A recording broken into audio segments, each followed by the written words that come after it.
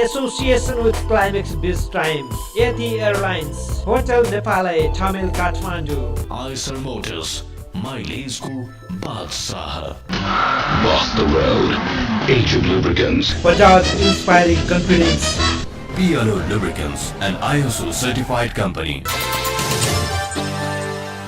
दर्शकबिन नमस्कार. राष्ट्र विकासका लागि आर्थिक बहस, यो क्लाइमेक्स बिज टाइम र म शम्भु पोखरेल. दर्शकबिन आज हामी खाद्य तथा पेय पदार्थ सम्बन्धी विशेष कार्यक्रम लिएर उपस्थित भएका छौँ र हामीले राष्ट्र विकासका लागि आर्थिक बहस भनेर जुन किसिमको बहस गरिरहेका छौँ त्यसको एकमात्र अभिप्राय भनेको त्यो सेक्टरलाई एक्सप्लोर गर्ने हो र हामीले सातामा 7 दिन विभिन्न क्षेत्रको जुन बहस गरिरहेका छौँ त्यो क्षेत्रमा आवश्यक नीतिहरू त्यसको लागि सरकारले अवलम्बन गर्नुपर्ने प्रशासनिक प्रक्रियाहरूदेखि लिएर उद्योगिक व्यवसायहरूले पनि वहन गर्नुपर्ने जिम्मेवारीको विषयमा हामी चर्चा गराइरहेका छौँ. आज हामी यसै सन्दर्भमा छौँ. हामीसँग हुनुहुन्छ मनिष कुमार अग्रवाल. उहाँ चाहिँ नेपाल उद्योग वाणिज्य महासङ्घका कार्यसमिति सदस्य हुनुहुन्छ भने रोजगारदाता परिषदमा यो महासङ्घकै एउटा समिति हो त्यो रोजगारदाता परिषद, त्यो परिषदको उपाध्यक्ष अथवा उपसभापति पनि हुनुहुन्छ र उहाँ चाहिँ एचपी अग्रवाल ग्रुप अफ कम्पनीजका डाइरेक्टर हुनुहुन्छ र खाद्य विभिन्न दाल तेल लगायतका खाद्य पदार्थहरू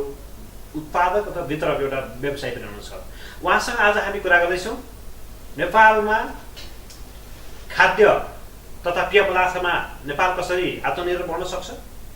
एफएनसीसीआईको कार्यसमिति सदस्य भएको नाताले एफएनसीसीआईले त्यसको लागि गर्ने पहलहरू र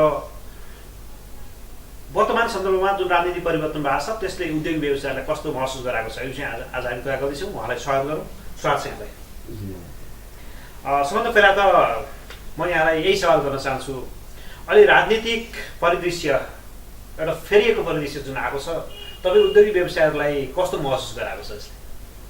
हामीहरू चाहिँ एउटा स्थायित्व चाहन्छौँ र चाहिँ एउटा चाहिँ जुन अहिले मुलुक चाहिँ पुरै अब चाहिँ के पोलिटिकल राजनीतिक मात्र चाहिँ यो बाटो लिइराखेको अवस्थामा आर्थिक रूपमा पनि चाहिँ ध्यान केन्द्रित होस्. यो जुन चाहिँ राजनीतिक जुन उतार चढाउलाई चाहिँ एउटा पूर्ण विराम लागेर सबैको ध्यान जुन हो आर्थिक चाहिँ के भन्छ भने कामहरूतिर चाहिँ केन्द्रित होस् भन्ने चाहिँ हाम्रो चाहना हो र चाहिँ अब अहिलेको जुन चुनावको रिजल्ट हो यसले पक्कै पनि त्यसतिर स्थायित्व दियोस् भन्ने हाम्रो चाहिँ चाहना भएको हुँदा यसले पक्कै पनि सकारात्मक रिजल्ट दिएला कि भन्ने कुरो हो. अब हामीले जस्तो नेताहरूले त एकै दिनमा सबै कुरा भ्याइदिन्छन् होइन. एकै दिनमा 10,000 मेगावाट पनि बनाइदिन्छन्. एकै दिनमा चाहिँ सबै नेपालले आत्मनिर्भर स्वरोजगार व्यवसाय भत्ता एकै दिनमा गरिदिन्छन्. तपाईँ उद्योगिक व्यवसायहरूले चाहिँ नेपालमा तपाईँले आफ्नो क्षेत्रमा जुन क्षेत्रमा तपाईँले आफ्नो लगानी गरिरहनु भएको छ त्यो क्षेत्रलाई आत्मनिर्भर गराउनलाई के गरिरहनु भएको छ? अब हामीहरू चाहिँ खाद्यान्नमा छौँ र जहाँसम्म चाहिँ के भन्छ भने खाद्यान्नको कुरो छ. अब हामीले यो कुरो महसुस गरिराखेका छौँ कि के भन्छ जब हामी मुलुकमा चाहिँ धेरै ठुलो अपर्च्युनिटी छ जसबाट चाहिँ हामी चाहिँ रोजगारी सिर्जना गर्न सक्छौँ. एफएनसीसीआईको रोजगारदाता पनि भएको हुँदा चाहिँ मैले के महसुस गरिरहेको छु भने यो कृषि भन्ने जुन क्षेत्र हो यत्रो ठुलो यसको चाहिँ क्षेत्र छ जहाँ रोजगारी सिर्जना गर्ने अवसर धेरै छन्. आज चाहिँ हामी के हेरिराखेका छौँ भने खाद्यान्नको सबै प्रोडक्टहरू हामी आयात गर्नुपर्ने अवस्था छ. एकातिर छ भने अर्कातिर चाहिँ युवाहरू चाहिँ विदेशमा गइराखेका छन् र चाहिँ खेतहरू बाँझा छन्, यहाँ उत्पादन भइराखेका छैन. भन्नुको अर्थ के हो भने यहाँ अपर्च्युनिटीको धेरै चाहिँ यसमा चाहिँ सम्भावना छ. ती चाहिँ युवाहरूलाई चाहिँ यदि चाहिँ के भने खाद्यान्न उत्पादनतिर लगाउन सक्यो भने हामीहरूसँग चाहिँ फुड प्रोसेसिङ इन्डस्ट्रिजहरू छन्. त्यसमा चाहिँ प्रोसेसिङ गरेर यहीँको लोकल के भन्छ प्रोडक्टलाई युज गरेर जुन हामी बजारमा वितरण गर्न सक्छौँ. आजको दिन खाद्यान्नमा सबै प्रोडक्टहरू विदेशबाट आयात भइरहेको छ. तपाईँ तेल भन्नुहुन्छ भने त्यो चाहिँ के भन्छ भने अर्जेन्टिनाबाट मलेसियाबाट आउँछ. तपाईँले चाहिँ त्यसपछि चाहिँ यदि भन्नुहुन्छ भने चाहिँ तोरीगेडाहरू भन्नुहुन्छ युक्रेनबाट आउँछ. तपाईँले चाहिँ के भन्छ दालहरू भन्नुहुन्छ भने अस्ट्रेलियाबाट कनाडाबाट आउँछ. चामल पनि भन्नुहुन्छ भने भारतबाट आउँछ. भनेपछि चाहिँ हाम्रो सम्पूर्ण प्रोडक्टहरू चाहिँ अहिले हामी चाहिँ यो खाद्यान्न जस्तो चाहिँ यो बेसिक प्रोडक्टहरू पनि हामी विदेशबाट आयात गर्नुपर्ने जुन अवस्था छ यसमा चाहिँ हामीले अलिकति चाहिँ के भन्छ भने चाहिँ नीतिमा चाहिँ परिवर्तन राखेर कुनै किसिमले सकारात्मक चाहिँ रूपमा चाहिँ यदि चाहिँ खेतीतिर उन्मुख भयो भने धेरै रोजगारीको पनि वृद्धिको सम्भावना हुने र हामी आफ्नो चाहिँ उत्पादन धेरै अगाडि बढाउन सक्छौँ. 7 समुद्र पार भनौँ न क्यानाडा जस्तो ठाउँदेखिबाट चाहिँ तेलहरू अथवा केराउहरू आउँछ भनेदेखि त नेपालको चाहिँ जुन उर्वर भूमि छ त्यो त्यतिखेर गइरहेको छ. हो हाम्रो चाहिँ अधिकांश भूमिहरू चाहिँ त्यसै बाँझो भइराखेको छ. यसलाई चाहिँ व्यवस्थापन गर्न धेरै जरुरी छ. हामीहरू कुनै समयमा चाहिँ अब मेरो बा चाहिँ जब चाहिँ भन्नुहुन्छ कि नेपालबाट चाहिँ केरला चाहिँ चामल जान्थ्यो, धान चामल निर्यात कम्पनी भन्ने एउटा संस्था नै थियो जसको चाहिँ हाम्रो बा चाहिँ अध्यक्ष पनि हुनुहुन्थ्यो त्यसबेला. उहाँले चाहिँ के भन्नुहुन्छ त्यो यहाँ नेपालबाट हामी चाहिँ भारतमा चाहिँ निर्यात गर्छौँ आज अवस्था कस्तो भने हामी सम्पूर्ण कुरो चाहिँ आयात गर्छौँ। भन्नुपर्छ के हो भने यहाँ सम्भावना छ, हामीसँग चाहिँ सबै किसिमको चाहिँ अब पूर्वाधार छन्, काम गरेर अगाडि बढ्ने चाहिँ अब त्यो वातावरण चाहिँ बनाउनु पर्ने जरुरी छ। यहाँको अब लुम्बिनी सुगर मिल पनि छ, चिनी उत्पादक पनि हुनुहुन्छ भनौँ न। यहाँ चिनी उत्पादक कम्पनीहरू जस्तो तपाईँको चिनी कारखानाले चाहिँ सुरुका दिनहरूमा कृषकहरूलाई उखुको बिउ पनि दिने, मल खाद पनि सहुलियतमा उपलब्ध गराइदिने, उनीहरूले पछि तिर्ने गरी सबै कुरा व्यवस्थापन गरिदिनु भयो र आज नेपालको चिनी उद्योगहरू जस राम्रोसँग चलिरहेका छन्। त्यसै गरी तपाईँले अरू खाद्यान्नमा गर्न सकिन्न? ठिक कुरो गर्नुहुन्छ तपाईँले, एकदम राम्रो उदाहरण दिनुभयो। यो चाहिँ एउटा चाहिँ सरकारसँग सहकार्य गरेर नि अब जति चिनी मिलहरूले हामीहरूले जम्मीले वर्कआउट गरेका छौँ। आज चाहिँ स्थिति तपाईँ हेर्नुहुन्छ भने हामी चाहिँ चिनीमा आत्मनिर्भर भइसकेका छौँ भन्ने अवस्था आइसकेका छ। अब यो चाहिँ यदि तपाईँ हेर्नुहुन्छ भने लगातार चाहिँ यो भएको चाहिँ एउटा सकारात्मक पहलको चाहिँ अवस्था हो र हामीहरू चाहिँ अरू प्रोडक्टमा पनि यस्तो गर्न सक्छौँ। तर साथमा चाहिँ के भन्छ, सरकारको साथ चाहियो र सँगै चाहिँ अर्गनाइज रूपमा अगाडि बढ्नुपर्ने चाहिँ वातावरण चाहियो। अब अहिले अवस्था कस्तो छ भने यहाँनिर हेर्नुहुन्छ भने चाहिँ मैदामा भ्याट लागेको छ। अब जब कि चाहिँ अब पारिपट्टि भारतमा चाहिँ मैदामा चाहिँ कुनै प्रकारको भ्याट छैन। रिबेट भनेको जम्मा 25% मात्रै हो। 100 रुपियाँको भ्याट यदि उठ्छ भने त्यसमा 25 रुपियाँ चाहिँ रिबेट छ। त्यो रिबेटबाट त हुँदैन, भ्याटै एबोलिस हुनु पर्यो। यदि साँच्चै हामीले चाहिँ यदि भन्ने हो कि चाहिँ हामीले चाहिँ विदेशी मुद्रालाई बचाएर गर्नु छ भने त्यतातिर सरकारले चाहिँ त्यो छुट गरे, किनभने भारतमा पनि भ्याट छैन। त्यस्तो अवस्थामा कस्तो भइरहेछ भने हामीले चाहिँ भ्याटको रकम कटाएर चाहिँ के भन्छ भने माल खरिद गर्नु पर्यो। त्यो खरिद गर्दा चाहिँ किसानहरूलाई चाहिँ के भन्छ भने जुन उत्पादनको जुन लागत हो त्यो उठ्ने अवस्था चाहिँ छैन। एकातिर यदि भन्नुहुन्छ भने भारतमा भारतको जुन किसानहरू छन् उहाँले विभिन्न प्रकारका सब्सिडीहरू पाइरहेका छन्। विभिन्न प्रकारका चाहिँ मलमा सब्सिडी छ, बिजुलीमा सब्सिडी छ, सँगै उत्पादनमा पनि चाहिँ उहाँहरूले सब्सिडी पाइराखेको अवस्था छ। त्यस्तो अवस्थाको सामुन्ने चाहिँ कुनै पनि सब्सिडी नभएकोमा अझै ट्याक्स लगाइदिँदा कस्तो हुन्छ भने ती उत्पादनप्रति चाहिँ किसानहरू आकर्षित हुँदैनन् र आकर्षित नभएपछि उहाँहरू चाहिँ के भन्छ भने त्यो चाहिँ खेतीप्रति चाहिँ बढी चाहिँ आकर्षित नहुँदा चाहिँ हाम्रो उत्पादन कम भइरहेको छ। जहाँसम्म उखुको सवाल छ, उखुमा एक नासले चाहिँ पोलिसी रहँदै भयो। सरकारले पनि 70% को भ्याट छुट पनि गर्यो हैन, र चाहिँ के भन्छ त्यो चाहिँ भ्याट छुट भएको रकम हामीले चाहिँ किसानले पास पनि गर्यौँ। त्यसले गर्दा समग्र एउटा सकारात्मक मेसेज गएको हुँदा तपाईँ बितेको 3 वर्षदेखि हेर्नुहुन्छ भने प्रत्येक वर्ष चाहिँ उखुको उत्पादन बढेको छ र यो वर्ष पनि उत्पादन अझै पनि बढ्नेछ। यसको मतलब चिनीको उत्पादन यो वर्ष झन् बढी हुन्छ भन्ने कुरो देखिन्छ। अब यो चिनी भनौँ न उखुको लागि यहाँहरूले दिएको इनपुट राम्रो आउटपुटमा परिणत भयो। नगदी बाली भएर पनि होला, किनभने अरू प्रयोजनले खाँदैन हैन। र अरू जस्तो यहाँले गर्ने जस्तो महिलाको लागि गहुँ होला अथवा अरू कुराहरू होला, दालका त्यसमा चाहिँ चना केराउ होला, मसुर होला, यिनीहरूलाई चाहिँ तपाईँको सब्सिडी अथवा तपाईँले दिएको इनपुटले नभ्याउने हो, सरकारले अहिले सहयोग नगर्दाखेरि पनि? यसमा कस्तो छ भने चाहिँ एक्चुअलमा कुरो के हो भने हामीले चाहिँ जुन आफ्नो खुला सिमाना छ, हामीले आफ्नो चाहिँ जुन चाहिँ उत्पादन हो त्यसको भाउलाई चाहिँ हामीले चाहिँ यो वारीपट्टिको बजारबाट समञ्जस राखेर मात्रै यहाँ बिक्री गर्न सक्छौँ, नभए खुला सिमानाबाट त्यसै पनि फिनिस प्रोडक्ट नेपालमा आउन सक्ने अवस्था हुन्छ। त्यसको कारणले गर्दा हामीहरूले चाहिँ यदि कुनै प्रकारको ट्याक्स राख्यो अथवा कुनै कुरो राख्यो भने यो चाहिँ के भन्छ भने हामीले कम्पिट गर्न गाह्रो हुन्छ। तपाईँको समस्या चाहिँ खुला सिमानाबाट तस्करी भएर आउने यो खाद्य पदार्थसँग हो अथवा चाहिँ वैधानिक रूपमा कर तिरेर आउने खाद्य पदार्थसँग हो? अनि खास भन्ने हो भने यो चाहिँ हामी चाहिँ हाम्रो भनाइ चाहिँ दुईटैतर्फको, जुन चाहिँ के भन्छ भने जुन खुला सिमाना छ तस्करी चाहिँ खुला सिमाना छ, यो खाद्यान्न हो, यसमा कुनै made in Nepal made in India हुँदैन। त्यो नेपालमा आएपछि नेपाली नै हुन्छ, थाहै पाउँदैन। खुला उतातिर भाउ बढी भयो भने त्यो चाहिँ किसानहरूले उता नै बिकिहाल्छ, भारतमा गइहाल्छ। कुनै यसको बााउन्ड्री भन्ने चाहिँ खेतको के बााउन्ड्री हुनु र सिमानाबाट पो बााउन्ड्री हुन्छ एकातिर छ भने। अर्कोतिर कस्तो छ भने जुन चाहिँ अब फिनिस प्रोडक्ट पनि छ त्यसको पनि भन्सार ड्युटीहरू धेरै कम छन् हैन। त्यसले गर्दा पनि 30% पनि नेपालमा चाहिँ भाउ यदि हामी बढी यदि राख्यौँ भने त्यो गरी पनि माल आउन चाहिँ पुरा चाहिँ के भन्छ भने चाहिँ सम्भावनाहरू हुन्छन्। मैले यसरी भन्न सकिन्छ जस्तो नेपालका उद्योग र नेपाली कृषकहरूलाई सरकारले प्रमोट गर्ने हो भने इम्पोर्टमा चाहिँ कस्टम ड्युटीहरू बढाउनु पर्यो, यसमा चाहिँ संरक्षण हुनु पर्यो। मैले भन्ने भने यसमा इम्पोर्टमा कस्टम ड्युटीहरू बढाउनु पनि पर्यो, सँगै के भन्छ किसानहरूलाई प्रोत्साहित पनि गर्नु पर्यो, मल खाददेखि लिएर विभिन्न जुन चाहिँ फेसिलिटिजहरू त्यो पनि दिनु पर्यो, र चाहिँ जुन कृषिका जुन उपजहरू छन् तिनीहरूमा चाहिँ तिनीहरूको फिनिस प्रोडक्ट पनि जुन छन् त्यसमा जब भ्याट जुन जबसम्म इन्ट्रोड्युस भयो त्यसमा के भनियो भने कृषिका उपजहरू कृषिका जुन के भन्छ फिनिस प्रोडक्ट त्यसमा चाहिँ हामीहरू भ्याट लिँदैनौँ भन्ने जुन सोच थियो त्यो सोच लागू हुनु पर्यो। तिनीहरूमा चाहिँ करहरू जुन हो त्यो न्यूनतम स्तरमा राख्नु पर्यो। त्यो भयो भने चाहिँ यो क्षेत्र अगाडि हो बढ्छ। र महासङ्घले पनि यसको लागि सरकारले सुझाव दिएको छ कि भ्याटको चाहिँ बहुदर किसिमको प्रणाली हुनु पर्यो। जुन एसेन्सियल कुरोहरू छन् त्यसमा चाहिँ करका दरहरू घटोस्, जुन चाहिँ के भन्छ भने चाहिँ जुन चाहिँ अब लग्जरियस टाइपको छ त्यसमा बढी चाहिँ भ्याट होस् भन्ने कुरा हाम्रो भनाइ छ। हामीले चाहिँ करका दरहरू चाहिँ बहुदर हुनु पर्यो भनेर हामीले भनिराखेका छौँ यो कुरो। तर बहुदर नगरिकन तपाईँलाई पुरै रिबेट पनि दिन सक्छ नि होइन? अब यसमा त कस्तो छ भने चाहिँ अब सरकारले चाहिँ डिफ्रेन्सिएट गर्नु पर्यो, भएका अरूसँग कुन प्रोडक्टहरूलाई कुन हिसाबले चाहिँ म्याच गर्ने हो त्यो कुरो चाहिँ बसेर डिस्कस गर्नु पर्यो। जहाँसम्म चाहिँ सरकारी पक्ष पनि बहुदर हुनुपर्छ भन्ने कुरोमा उहाँहरू पनि सहमत हुनुहुन्छ। तर चाहिँ यो यही पोलिटिकल जुन चाहिँ अब प्रब्लमहरू छन्, अब 6 महिनामा एउटा सरकार आउने फेरि अर्को 6 महिना अर्को सरकार आउने जुन भन्ने कुरो छन्, जुन एउटा स्थायित्व रूपमा जुन अगाडि बढ्नुपर्ने हो त्यो नबढेर यो कुरो रोकिराखेका भन्ने छ। दर्शकबिन हामी कुरा गरिरहेका छौँ खाद्य तथा पेय पदार्थको बजार नेपालमा नेपाल सरकारले अवलम्बन गर्नुपर्ने नीति, प्रशासनिक तहबाट हुनुपर्ने फेसिलिटेसनका कुराहरू र उद्योगी व्यवसायीहरूलाई उद्योग मैत्री वातावरण कसरी बनाउन सकिन्छ भनेर। हामीसँग हुनुहुन्छ मनिष कुमार अग्रवाल। हामी यो कुराकानीलाई जारी राख्नेछौँ अहिले एकैछिन विश्राम।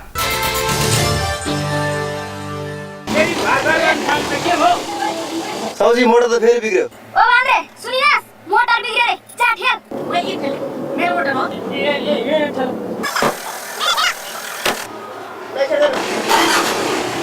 पियालोलाई देख्ने बित्तिकै त मोटर सर्र स्टार्ट हुँदो रहेछ भनेदेखि हालेले भने के होला भने आवाज जस्तो सरर उड्लानी। तपाईहरु पनि आजैदेखि स्वदेशमै बनेको विश्वासिलो र भरपर्दो PLO लुब्रिकेन्ट्स नै प्रयोग गर्नुहोस्। Nice to meet you. यस PLO Lubricants, an ISO certified company. सातामा 7 दिन 21 पटक हरेक दिन नयाँ आर्थिक क्षेत्रको बहस र पैरवी। क्लाइमेक्स बिज टाइम बिहान 8 बजे, दिउँसो 12:05 बजे र राति 12 बजे मात्र न्युज 24 टेलिभिजनमा। विश्व प्रसिद्ध प्रविधि, अत्यन्त आरामदायी यातायात, नेपाली बाटो सुहाउँदो, लाखौं नेपालीहरूको रोजाइ Eicher motors, Eicher bus, Eicher heavy truck, Eicher light truck लगायत बजारको अद्वितीय वाहन Eicher Motors.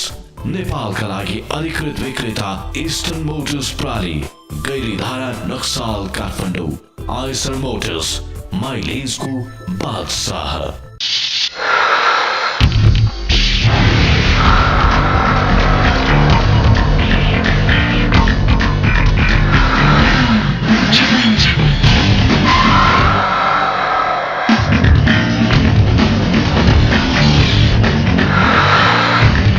International Lubricants, now in Nepal.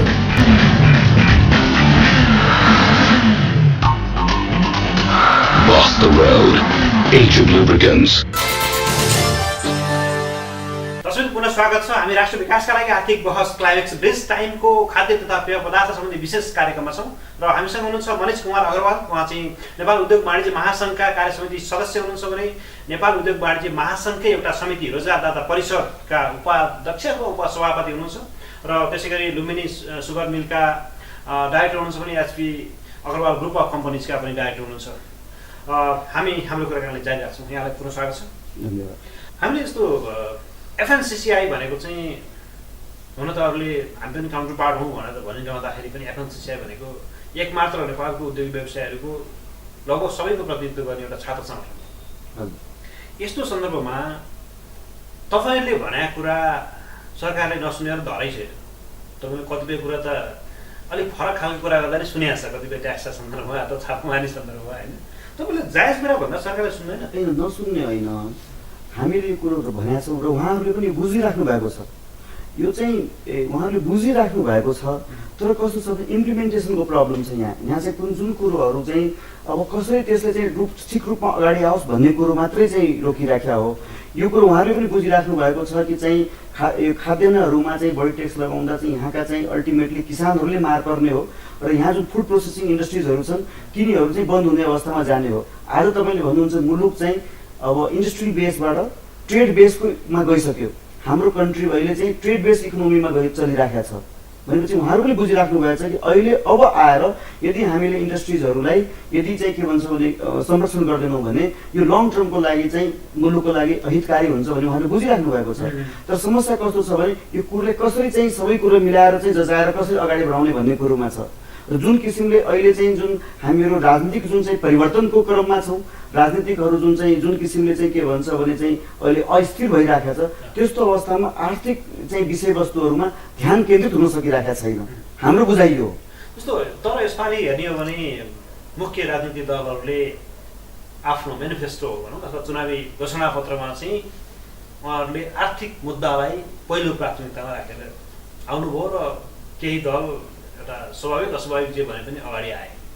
अब यसले तपाईँहरूलाई चाहिँ कतिको आशावादी बनाएको छ? यहाँ धेरै खुसी कुरो छ, हामी मेनिफेस्टोमा लेखेका कुरोहरूलाई हामी स्वागत पनि गरेका छौँ र हामी के चाहन्छौँ भने मेनिफेस्टोमा लेखेको कुरो व्यवहारमा पनि उत्रोस्।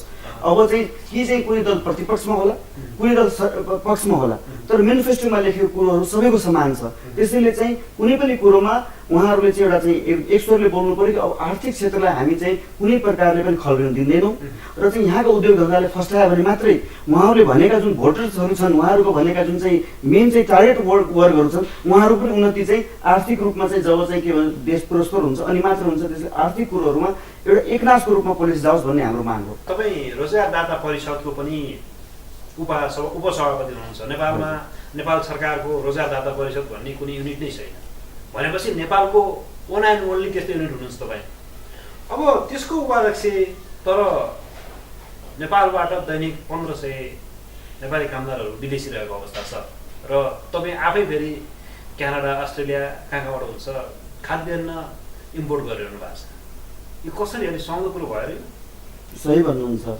अब यो जुन कुरो हो त्यही मैले हेरिराखेको छु, रोजगार तथा परिषदमा भएको हिसाबले मैले के राखेको छु भने यहाँ चाहिँ रोजगारीको प्रचुर सम्भावनाहरू छन्। हामी नेपालीहरूलाई आफ्नो चाहिँ के भन्छ भने चाहिँ जीविका र आफ्नो प्रोस्पेरिटीको लागि नेपालमै धेरै ठुलो अवसरहरू छन्, यसलाई प्रयोग गर्नुपर्छ। हामीले अहिले चाहिँ विदेशमा चाहिँ हाम्रो युवाहरूले पठाएर आएको रेमिटेन्सबाट हामीले त्यही चाहिँ खाद्यान्न किन्नको लागि जुन हामी त्यो विदेशी बहुमूल्य चाहिँ के भन्छ भने जुन करेन्सीलाई युज गरिराखेका छौँ त्यो पक्कै पनि सुहाउने अवस्था रहेन। र चाहिँ यसको लागि चाहिँ हामी अहिले जुन चाहिँ सबै दलहरूले जुन भनेको छ रोजगारीको अवसर हामी सृजना गर्छौँ भने कृषि यस्तो क्षेत्र हो जहाँ सबभन्दा बढी इमिडिएट रूपमा चाहिँ 2-3 लाख चाहिँ रोजगारीहरू प्रत्येक वर्ष चाहिँ हामीहरू चाहिँ त्यसमा चाहिँ युज गर्न सक्छौँ र जुन त्यसबाट चाहिँ जुन चाहिँ विदेशमा जाने कुरोहरू छ त्यो घटोस् र यही उद्योगहरू बरु विदेशमा गएर जुन उद्योगमा काम गर्नु सट्टा विदेशी चाहिँ कम्पनीले यहाँ उद्योग खोलुन् र यही चाहिँ कामहरू चाहिँ बढी विस्तार होस् भन्ने चाहिँ बात नै हाम्रो चाहना हो। यसैले चाहिँ अल्टिमेटली लङ टर्ममा देशलाई प्रोस्पर बनाउन सक्छ। सिद्धान्तको भन्दाखेरि त एक लाइनमा हामीले देशलाई प्रोस्पर बनाइहाल्छौँ फेरि होइन, तर त्यसलाई व्यवहारमा तपाईँले पनि त व्यवहारमा उतार्नु पऱ्यो नि। उद्योग व्यवसायको हिसाबले तपाईँले आफ्नो हैसियतबाट बोल्दाखेरि र रोजगारदाता परिषदको उपसभापति भएर बोल्दाखेरि तपाईँले एकै दिनमा 1500 कामदारलाई एयरपोर्टमा गएर रोक्न सक्नुहुन्छ। एकदम पक्कै तपाईँले एक वर्षमा 500 मात्रै पर डे रोक्न सक्नुभयो भने त धेरै ठुलो उपलब्धि हो। के हुनसक्छ तपाईँको आफ्नो क्षेत्रबाट बोल्दाखेरि नेपाल सरकारले कस्ता प्रोजेक्टहरू अथवा कस्ता प्रोग्रामहरू डिजाइन गर्नु पर्यो जसले गर्दा त्यो सम्भव होस्? नेपाल सरकारले एउटा मात्रै कुरो सबभन्दा पहिला राम्रो गर्न सक्नु हुन्छ विश्वासको वातावरण। अहिले कस्तो भयो भने प्रत्येक युवाहरू हामी प्रत्येक नेपालीलाई कस्तो भयो भने हाम्रो यहाँ नेपालमा भयो भने हाम्रो भविष्य छैन, हामीहरू चाहिँ यहाँ चाहिँ के भन्छ भने यहाँ कामै छैन। यो कुरोलाई हामीले चाहिँ के भन्छ एउटा परिवर्तन गर्नु पर्यो। सरकार एउटा विश्वास के चाहिँ देखाउनु पर्यो भने अब यहाँ चाहिँ के भन्छ काम गर्ने अवसरहरू थुप्रै छन्, यहाँ चाहिँ काम गरेर चाहिँ गर्दा चाहिँ कसैको बाधा अवरोध हुँदैन, हडताल बन्द र विभिन्न किसिमका जुन गतिविधिहरू छन् त्यसबाट हामी उन्मुक्ति पाउन सक्यौँ र चाहिँ जुन हिसाबले एउटा चाहिँ आर्थिक रूपमा कारोबार गर्दा चाहिँ कुनै किसिमको अप्ठ्यारो हुँदैन भन्ने कुरो यदि भयो भने आफसे आफ चाहिँ एउटा विश्वासको वातावरण हुन्छ र विश्वासको वातावरण भयो भने लगानी पनि भित्रिन्छ र यो जुन मैले जुन अघि भनेको कुरो छन् युवाहरू पनि यहीँ हाम्रो देशमा अवसरहरू छन् भने किन बाहिर जाने भन्ने भावनाको विकास हुन्छ। यही एउटा चाहिँ के भन्छ भने मेरो मूल मन्त्र हो जसले चाहिँ यहाँ चाहिँ के भन्छ रोजगारी पनि वृद्धि हुने र यसले सबै कुरा ठिक गर्न सक्छ जस्तो लाग्छ। छोटा प्रसङ्गहरू जोड्न चाहन्छु यहाँसँग। जस्तो यहाँ चाहिँ एकजना चिनी उत्पादक पनि हुनुहुन्छ र हरेक वर्षको चाहिँ यहाँले कार्निभल मनाए जसरी उखु उत्पादकले आन्दोलन गर्ने, चिनी उत्पादकले गर्ने, लास्टमा चाहिँ वार्ता गर्ने, कुरो मिल्ने नमिल्ने भन्ने त हुँदै भएन होइन। यसपालि पनि यहाँहरूले जुन उखुको मूल्य 481 दिन नसक्ने 50 रुपियाँ घटाउने भनिदिनु भएको छ। फेरि उखु उत्पादकहरू चाहिँ होइन हाम्रो झन् बढ्नुपर्छ भनिरहेको छ। यसको मिटिङ पोइन्ट कहाँ? हाम्रो एउटा माग सरकारसँग पनि छ कि चाहिँ एउटा लागत चाहिँ र चाहिँ के भन्छ भने चाहिँ एक्ज्याक्टली कति हुनुपर्छ भन्ने मेकानिजम हुनु पर्यो।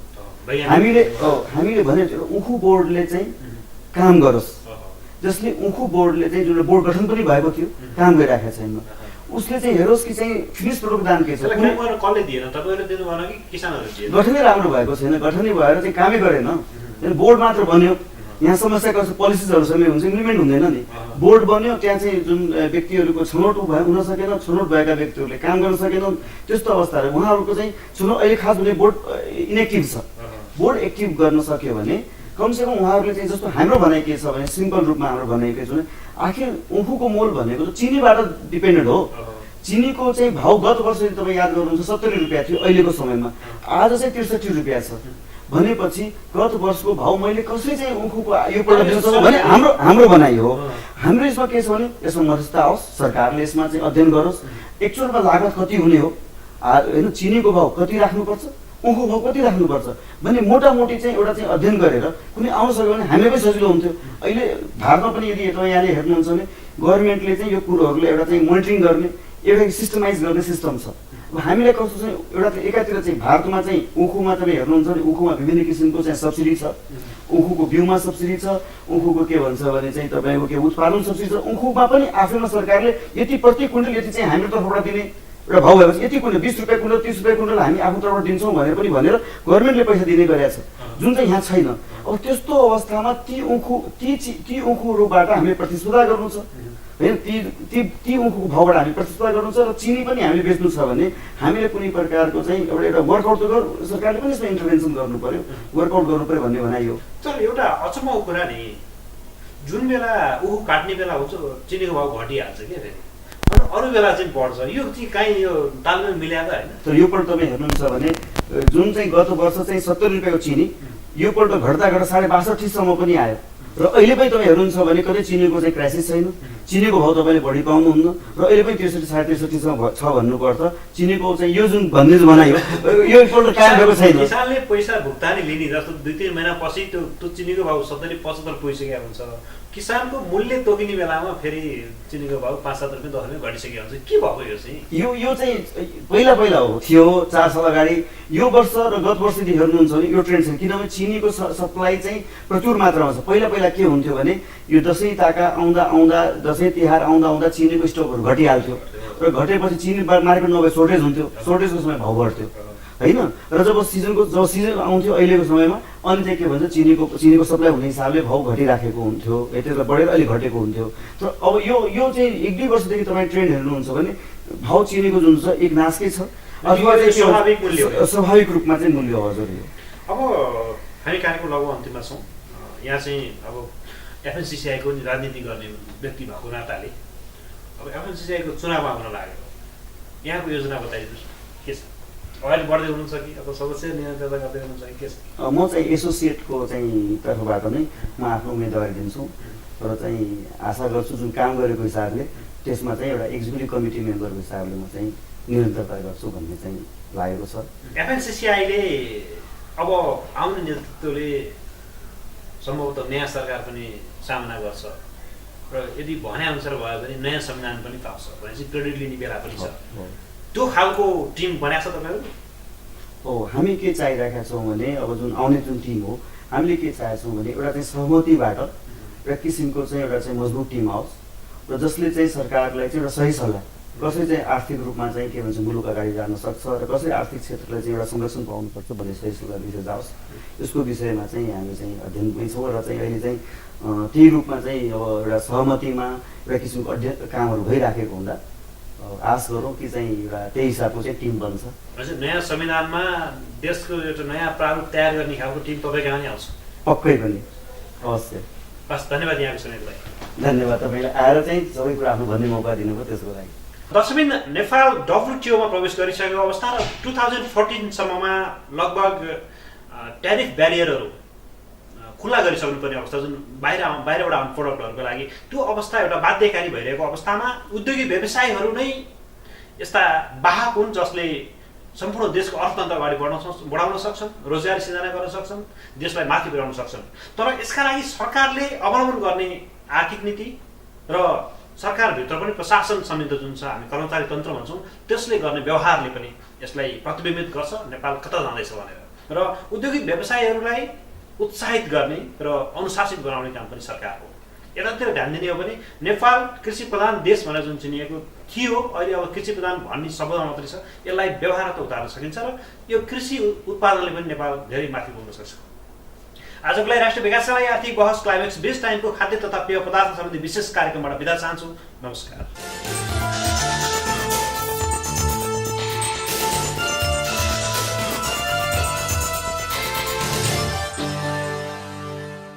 In association with Climax Biz Time, Athi Airlines, Hotel Nepal, Tamil Kathmandu, Eiser Motors, Mileage-को बादशाह। Boss the road.